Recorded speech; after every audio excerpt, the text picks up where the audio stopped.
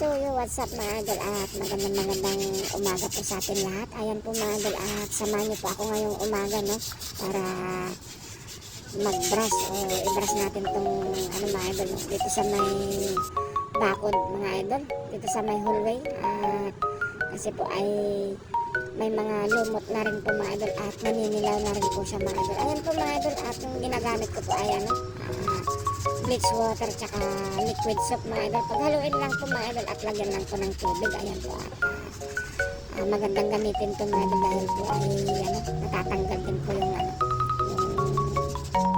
yung mga dumi at medyo matatanggal yung mga mga idol, mga naninilaw na nakakapit na sa bato mga idol. Ayan po mga idol at samahin niyo po kami ngayon. Ayan kasi boss at nagpupas din ng bintana. Ayan at maraming salamat po sa inyo mga idol at God bless you all.